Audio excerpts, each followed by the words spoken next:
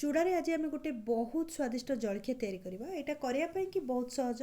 जितेबाला आम चूड़ा को धोई था ना, चूड़ा गुड़ाक लगिकी नरम हो जाए और जाऊ भाया होता है। आपको कौ प्रोसेस रे कले आम प्रॉपरली चूड़ा को गोटा गोटा करके जलखिया यूज कर से प्रोसेसटा आज आम देखा। चलतु रेसिपी आरंभ करवा। मुझे गोटे छणा नहीं जाऊँगी। छणारे आम चूड़ा नहीं जावा। नॉर्मल मोटा चूड़ा जोटा आम रेगुलर खाऊ सेटा को एथिरे व्यवहार करवा। पतला चूड़ा व्यवहार करें। आ जो चूड़ाटा को ना प्रथम मु गोटे सुखिला टावेल रे भल कि पोछिकी नहीं जाइए, कारण ये चूड़ाटा को आम धोइबानी। चूड़ा पर पानी छिंचिबा। आपन देख पारथिबे चूड़ार क्वालिटीटा मोटा क्वालिटी। एथिरे पानी छिंचिकी आकु बतुरेइबा, कारण जदि आम चूड़ारे पानीटा पुरई देकी किछ समय रखी दउचे ताहले चूड़ाटा नरम हो जाउची। आपन देख पारथिबे मुझे गोटे ग्लास पानी पूरा ऊपर पकई देइची। आउ टिके हलै देबा छणाटा को, आउ ओल्टो पाल्टो करदेबा चूड़ाटा को। हाथ लगेबानी, प्रथम एमती आम ओल्टो पाल्टो करदेबा। एक्स्ट्रा पानी जो अच्छी टिफिनटारे ताकू बाहर करदेबा। पुणी मु टिफिनटा को नहीं आसी तापर जालीटा को रखीदबा। 20-25 मिनिट पर्यंत आकु आम छाड़ीदबा। मझिरे मझिरे टिके ओल्टो पाल्टो करदउथबा।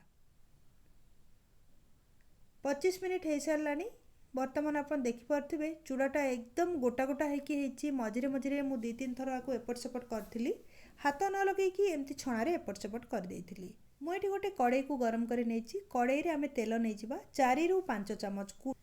चूड़ार क्वांटिटी हिसाब से आप तेल ने। बर्तमान ए मु पकाउची सोरिष अधा चामच, ता संग नहीं जावा जीरा अधा चामच। आपको टिके आम फुटिया को दबा जमती सोरिष आ जीराटा भल कि फुटी जाए। तापर भृषंग पत्र पकई दूची 10-12टा खंडे। बर्तमान ए कंचा लंका पकेबा। 3टा लंका को छोट छोट कर काटिकी रखी सेटा को मिसई नहीं। फ्लेम को ये टाइम स्लो रखिए। एथिरे कंचा बादाम मु पकाउची। जदि आपन पाखरे भजा बादाम थबो ताहले सेटा को लास्ट को पकेबे। मो पाखरे भजा बादाम नाही, सेतिपई कंचा बादाम एथिरे ऐड करची। मो कंचा बादाम को टिके आम एथिरे कुक कर दबा, जहा द्वारा कि एटा क्रिस्प हो जिवो। टिके टाइम नबो। बादामटा जितेबाला भलरे फ्राए हो तापर नेक्स्ट इनग्रेडिएंट्स ऐड करवा। 3टा मीडियम साइज पियाज को मुझे छोट छोट कर काटिकी रखी सेटा को मिसई दबा। बादामटा भल कि भाजी होला परे मिसेबे। बर्तमान पियाज को आम भाजी नबा। पियाजर कलर चेंज होला पर्यंत, किंतु पियाज को अधिक जमारू डार्क करें नहीं।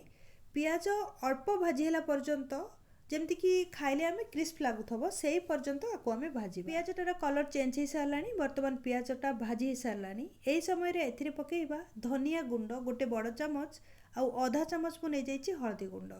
2टाक सुखिला गुंड पकेला परे आपको आम गोलई दबा 5-6 सेकेंड पर्यंत। फ्लेम को जमारू भी हाई रखिए, स्लो रखिए। यही समय 2टा सिझा आलूर चोपा छड़ेकी मुझे छोट छोट कर काटिकी रखी। आलूटा को ए मिसई नबा। आलूटा को भाजी दबा। सिझा आलूर जो कंचा फ्लेवर टाइप थाए ना, सेटा गला पर्यंत आपको आम भाजवा। स्लो मीडियम फ्लेम रे 1-2 मिनिट पर्यंत भाजी दबा। आलूटा भाजी सारा पर ए बतुरा चूड़ा को पकई दबा।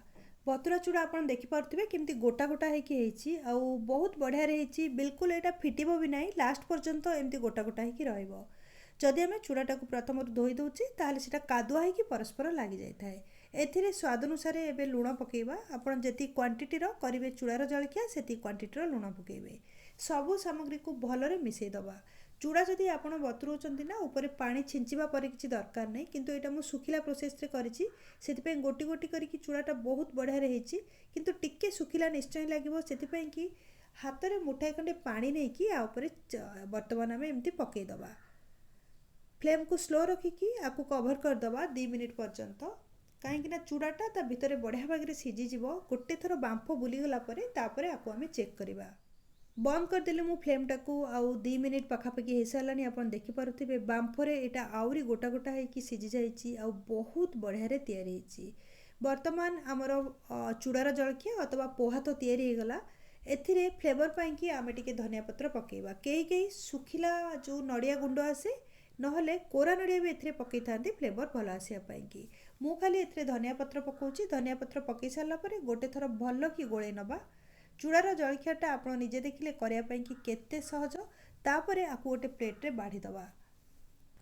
जदि आपन केबे भी करिनांती या केबे भी ट्राए करछंती रेसिपी को, आपनकर जाऊ हो जाइए चूड़ा चिपकी जाइए, ताहले निश्चय मो प्रोसेस रे थरे करंतु। चूड़ा उपर टिके सेव पकई आम गार्निश करदे सेव जदि अधिका पकेबे भी यहाँ बहुत टेस्टी लगी था आपड़ चाहिए लेंबू भी ए पकई पारे। वर्तमान उपर टिके धनिया पत्र पकईदबा आमर चूड़ार जलखियाटा तैयारी हो निश्चय थे रेसिपीटा को ट्राए करूँ आ रेसिपी विषय में आपण मन जहाँ भी क्वेश्चन अच्छी कमेंट सेक्शन में शेयर करूँ। जदि आपण मो चैनल को आज प्रथम आसले मो चैनल को जाई प्लेलिस्ट रे जलखियार जो प्लेलिस्ट मु रखी ताको निश्चय थे चेक करूँ। देश विदेशर बहु प्रकार जलखिया रेसिपी आपण को ओडिया भाषा में मिल जाव। रेसिपी विषय में आपण मन जहाँ भी क्वेश्चन अच्छी कमेंट सेक्शन में शेयर करूँ। ए प्रकार बहुत नुआ नुआ ओडिया रेसिपी मो चैनल को सब्सक्राइब करनी राइट साइड जो बेल आइकन अच्छी ताकू क्लिक करके ऑल नोटिफिकेशन बेल को ऑन करूँ।